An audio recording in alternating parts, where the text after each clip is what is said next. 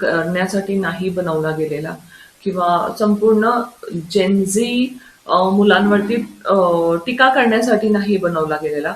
पण एक प्रश्न मात्र प्रत्येक पालकांना, शिक्षकांना आणि तरुणांना पडतो, तो असं काय बदललं आहे एवढ्या दिवसात की ही जी आपली तरुण पिढी आहे, अगदी छोट्याशा कारणामुळे पण हिंसक होतात. पेशन्स लेवल कमी होत चाललेला आहे. पुण्यातली ही धक्कादायक घटना आपण जर त्याचा विचार केला तर म्हणजे एक जागं केलेलं आहे कुठेतरी, आपण असं म्हणू शकतो. कारण हे फक्त गुन्हे नाहीयेत, तर समाजाचा बदलता चेहरा आहे. ठीक आहे. आणि हे कशामुळे होत आहे, ऑफकोर्स या गोष्टी लोकांना प्रश्न पडतात, मला पण विचारतात. तर आज त्याच्याबद्दल थोडं मानसिक दृष्ट्या, सामाजिक दृष्ट्या आणि वैज्ञानिक दृष्ट्या काय फरक पडतोय, कशामुळे होतं हे सगळं, हे आज आपण बघणार आहोत. जेनझे म्हणजे 1999 साधारण असं पकडा, 1999 ते 2012 पर्यंतचे जन्मलेली मुलं, त्यांना जेनझी म्हटलं जातं.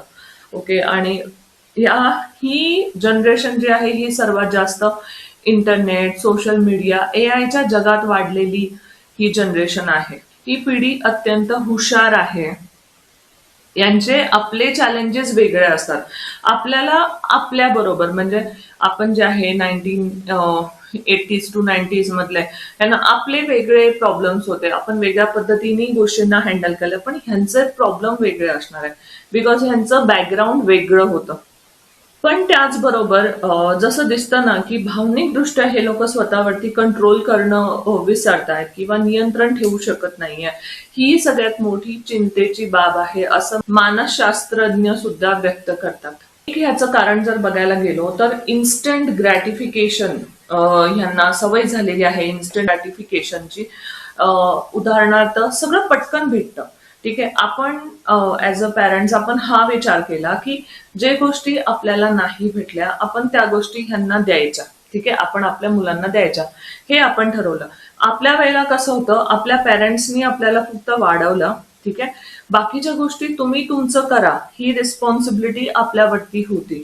आणि आपण हा विचार केला की आमचं बालपण ह्याच्यामध्ये गेलं, आमचं तरुणपण ह्याच्यामध्ये गेलं, तुझ्या बरोबर असं होऊ नये म्हणून आपण त्यांना थोडं फॅसिलिटीज जास्त जास्त जास्त देत गेलो आणि ती त्यांना सवय लागली. त्याचबरोबर जनरेशन जसं जसं वाढत गेलं तसं फटाफट रील्स है ना होणं, रील्स बनवणं, लाईक भेटणं, ऑनलाईन फूड ऑर्डर करणं, लगेच लगेच गोष्टीच्या सवय झाली आहे ह्यांना लगेच होण्याची. ठीक आहे. ऑनलाईन शॉपिंग झालं, लाईक्स झालं, मेंदूला सतत डोपामाइन ना असं रिलीज होत असतं ह्या मुलांच्या. वास्तविकता जर बघितली तर प्रत्येक गोष्टीमध्ये संयम लागतो कुठलीही गोष्ट हासिल करण्यासाठी. ठीक आहे. आणि तो संयम कुठेतरी ह्या मुलांच्या डिक्शनरीतून गायब झालेला आहे. ठीक आहे. त्यामुळे हा एक मेन प्रॉब्लेम मला दिसतो. त्यामुळे निराशा वाढते जेव्हा ते फटाफट फटाफट होत नाही ना, ते भेटत नाही त्यांना जे डोपामिन, जे लाईकनी भेटतं, जे है ना फॉलोअर्सनी भेटतं, ते नाही भेटलं की ही मुलं रिअल लाईफ मध्ये इरिटेट होतात. पण जे मेन प्रॉब्लेम मला दिसतो ह्यांच्यामध्ये की इमोशनल रेग्युलेशन. ओके. हे शिकवलं जात नाहीये त्यांना कुठेतरी. आपण जेव्हा होतो ना तेव्हा राग पण यायचा, चिड पण यायचा, पण आपण संयमाने हँडल करायचो. आपण वेगळ्या पद्धतीने उत्तरं द्यायला शिकलो आपोआप. ते बॅकग्राऊंड होतं आपलं तसं तसं. ठीक आहे. पण इथे काय होतंय आता, शाळेत गणितं शिकवली जातात पण राग कसा कंट्रोल करायचा है ना, कसा हाताळायचा, नाकार कसा स्वीकार करायचा, मतभेद कसे सोडवायचे, हे फार कमी शिकवलं जातं. आपल्या वेळेला आपण आपोआपच आपले बॅकग्राऊंड तसं होतं, आपलं फ्रेंड सर्कल तसं होतं, आपण तसं तसं गोष्टी हँडल करत गेलो आणि आपण शिकत गेलो. एम्पॅथी कमी होणं. एम्पॅथी का कमी होते तर त्याच्या मागे एक कारण मेन आहे की स्क्रीनवर एखाद्याचा अपमान करणं खूप सोपं वाटतं. म्हणजे आता युट्यूब आहे किंवा बाकीचे आहेत, मग कुणावरती हसणं किंवा कुणावरती ह्याला कमेंट करणं, बिकॉज तुम्ही तर समोर नाहीये ना. हे सगळ्यात जास्त करणारे जे असतात ते टीनेजर असतात. ओके. त्यांना एम्पॅथी, सिम्पॅथी खूप जास्त कमी झालेली आहे की ह्याला काय वाटणार, ह्याला कसं फील होणार, आपण हे बोलावं का नको. हा, ह्यांना आपण स्ट्रेट फॉरवर्ड म्हणू शकतो, पण ते स्ट्रेट फॉरवर्डला पण एक लिमिट असावं है ना. बिकॉज ते लिमिट न राहिल्यामुळे ना ते सिम्पथी संपलेली आहे. सोशल मीडियाचा प्रभाव खूप जास्त झालेला आहे या मुलांवरती असं म्हणू शकतो. बिकॉज जन्मल्यापासून ह्यांच्या सोशल मीडिया होताच आणि त्यामुळे हे त्या जनरेशनमध्ये वाढलेली मुलं आहेत. तर इन्फ्लुएन्सरचा कल्चर चालू आहे, ठीक आहे. आणि कम्पॅशन खूप जास्त दिसतं. अरे त्यांनी हे केलं, त्यांनी हे केलं, असं इन्स्टंट व्हॅलिडेशन त्यांना हवं आहे, ठीक आहे. थोडंसं इन्फ्लुएन्सर बनतात टीनेजर है ना, आणि त्यांना फॉलोअर्स भेटतात, तर त्यांना वाटतं की यार है ना, लोक फॉलो करतायत, लोक ऐकतायत माझं, तर मी एक कोणतरी आहे अशा टाईपचं, ओके, मी ग्रेट आहे अशा टाईपचं त्यांचे विचार थोडेसे होऊ शकतात. हे काही तरुणांची ओळखीचा भाग बनतो, ठीक आहे. हा प्रॉब्लेम एक झालेला आहे. पाचवं सगळ्यात महत्वाचं कारण की घरातलं वातावरण आता पहिल्यासारखं राहिलेलं नाहीये, ठीक आहे. एक्झॅक्टली काय होत आहे, मुलं बोलण्यापेक्षा ना पाहून जास्त गोष्टी शिकतात, ओके. आणि घरामध्ये काय आता पाहायला भेटते, एकतर जॉईंट फॅमिली आता राहिली नाही, आजी आजोबा आता नाही आहेत आपल्याकडे, ठीक आहे. तर मुलं काय शिकतात, सतत घरामध्ये वाद भांडणं, कुणाला कुणासाठी वेळ नाही. हे जे कल्चर आहे ह्याच्यामध्ये आई वडील दोघं पण कमवतात, दोघं बाहेर जातात कामाला, त्यामुळे ते एम्प्टीनेस, लोनलीनेस है ना, आणि तो घरी एकत्र आल्यानंतर जो बघतायत पॅरेंट्सचं रिलेशनशिप आणि स्ट्रेसफुल लाईफ है ना, ह्या गोष्टीमुळे त्यांच्या आतल्या आत है ना राग, अपमान, हिंसा ह्या गोष्टींचा परिणाम मुलांवरती अत्यंत जास्त व्हायला लागलेला आहे, ठीक आहे. कारण पॅरेंट्सच्या रिलेशनशिपनीच हे लोक दुसऱ्या गोष्टी शिकणार आहेत. यासारख्या घटनांकडे आपण कसं पाहावं, ह्या विशिष्ट घटनासाठी आपण ऑफकोर्स कोणाला आपण दोषी नाही ठरवत आहे, पण मेंटॅलिटी काय झाली आहे, मानसिकता काय झाली आहे, ह्याच्यावरती विचार करणं ऍज अ समाज खूप जास्त महत्वाचं आहे आपल्यासाठी, ओके. ह्याच्यासाठी आपल्याला थोडंसं फोकस करावं लागेल. नेमकं त्या मुलीची मेंटॅलिटी काय होती, नेमकं त्या मुलाची मेंटॅलिटी काय होती, नेमकं त्यांचं विचारसारणी काय होती है ना, का ह्या गोष्टी त्यांनी केल्या, हे आपल्याला नक्की बघायला लागेल.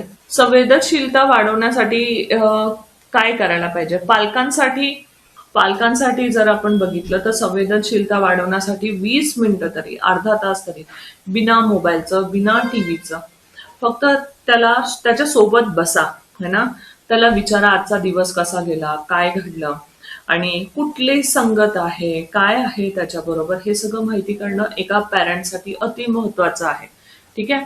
तर 20 मिनिटं एकांतात संवाद साधा त्याच्याबरोबर, तुम्ही बोला किंवा त्याचं ऐका, हे खूप महत्वाचं आहे, ठीक आहे. तरुणांसाठी जर म्हटलं तर रोजच्या जीवनात विचार करायचा की मी कुणाला मदत केली, आज मी कुणाचं मन दुखवलं का, आज मी कुणाला समजून घेण्याचा प्रयत्न केला का, हा विचार तरुणांनी स्वतःबद्दल केलेला अति महत्वाचा आहे. डिजिटल डेटॉक्स होणं खूप महत्वाचं आहे. डिजिटल डेटॉक्ससाठी काय करता येईल, डिजिटल डेटॉक्ससाठी रोज किमान 1 तास तरी बिना फोन, बिना मोबाईल, बिना इंटरनेट है ना, रील्स नाही, फोन नाही, फक्त स्वतःसोबत वेळ घालवायचा, हे अति महत्वाचं आहे. मेडिटेशन करणं पण महत्वाचं आहे तरुणांना, कारण श्वासावरती लक्ष देणं महत्वाचं आहे. माइंडफुलनेस विचार करणं खूप महत्वाचं आहे. कृतज्ञता ठेवणं की थँकफुल राहणं, यार थँक्यू है ना. असं चिडतात ही मुलं, ऍक्च्युली आपण मागचं गोष्टी सांगितल्या की आमच्या वेळेला असं होतं तसं होतं, तर ते इरिटेड, ओके. तर तसं न करता की दे फील थँकफुल राहायला पाहिजे त्यांना, की देवा थँक्यू की ऍटलीस्ट आमच्या बरोबर एवढं स्ट्रगल नाहीये, ऍटलीस्ट आमच्या बरोबर ह्या गोष्टी आहेत. थँकफुल राहिल्यामुळे त्या गोष्टीची किंमत तर होते. आजकाल जे होत आहे ते किंमत होत नाहीये त्या गोष्टींची, जे आहे त्या गोष्टींची, ठीक आहे. सेवा करणं अति महत्वाचं आहे. महिन्यातून एकदा तरी किमान वृद्धाश्रमात, अनाथ आश्रमात जावं, त्या मुलांचं राहणं, वागणं, त्या म्हाताऱ्या माणसांचं दुःख समजून घेण्याचा प्रयत्न करणं, हे खूप चांगलं काम करू शकतात तरुण स्वतःमध्ये थोडं इम्प्रूव्हमेंट आणण्यासाठी, ओके. प्राण्यांना अन्नदान वगैरे करणं, सहानुभूती, सेवेमुळे ना सहानुभूती विकसित होईल त्यांच्यामध्ये. आध्यात्मिक संदेश जर माझ्याकडून त्यांच्यासाठी म्हटले तर, प्रत्येक व्यक्तीमध्ये आत्मा आहे. जेव्हा आपण दुसऱ्याला दुखवतो तेव्हा आपण फक्त त्यालाच नाही तर स्वतःच्या चेतनेला सुद्धा दुखवतं. हे ओळखावं माणसांनी. आणि खरी ताकद रागात नाहीये तर संयमात आहे. जर तुम्हाला असं वाटतं की आजच्या तरुणांना दोष देण्यापेक्षा समजून घेण्याची खूप जास्त गरज आहे, तर हा व्हिडिओ जास्तीत जास्त लोकांपर्यंत पोहोचवा. कारण संवेदनशील समाज निर्माण करण्यासाठी सुरुवात एका संवादातून होऊ शकते. ओके. आणि तो संवाद हा ठरू शकतो, जे पालकांना करायचंय, जे स्टुडंटला करायचंय.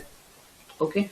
तर हे नक्की प्लीज लाईक करा, शेअर करा, सबस्क्राईब करा.